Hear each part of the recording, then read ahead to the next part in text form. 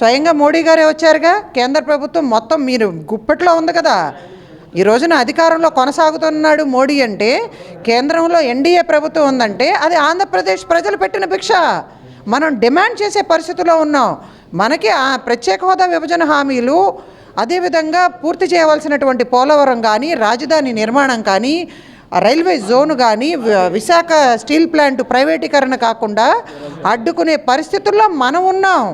కేంద్ర ప్రభుత్వాన్ని ప్రశ్నించాలి, అడుక్కోవటం కాదయ్యా. మరి అటువంటిది మనం ఇవన్నీ కూడా ఎందుకని డిమాండ్ చేసి తీసుకోలేకపోతున్నాం? ఏంటి పొగట్టుదలా?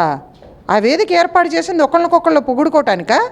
ఆ టెక్నాలజీకి ఆది గురువులాగా చెప్తా ఉన్నాను. టెక్నాలజీ తీసుకొచ్చిందే భారతదేశానికి మాజీ ప్రధాని రాజీవ్ గాంధీ గారు.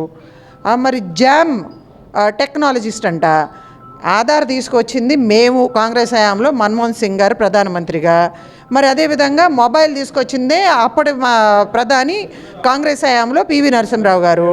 అండ్ అంతర్జాతీయ అదే స్టేట్ వైడు హైవేలన్నిటినీ కూడా ఇంటర్ కనెక్టివిటీ తీసుకొచ్చింది అప్పటి ప్రధాని రాజీవ్ గాంధీ గారు. దానికి ప్రత్యేకమైనటువంటి మినిస్ట్రీ కూడా ఏర్పాటు చేయడం జరిగింది. వీళ్ళేదో గొప్పలు చేసినట్టు, ఏదో సాధించేసినట్టు వీళ్ళు ప్రచారం చేసుకుంటా ఉన్నారు.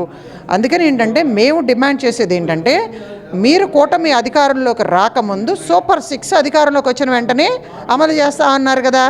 ఏది మహిళలకు ఇస్తానన్నటువంటి ఫ్రీ బస్ ఏది?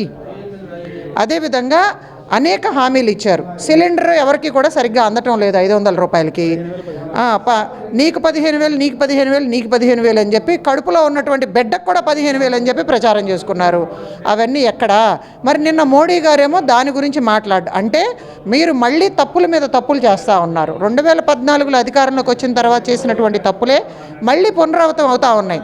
అప్పుడు అట్లాగే ప్రత్యేక హోదా విభజన హామీలు, రైతు రుణమాఫీ, డోక్రా రుణమాఫీ అని చెప్పి అవన్నీ మీరు పూర్తి చేయాల. అందుకే మిమ్మల్ని ప్రజలు తిరస్కరించారు.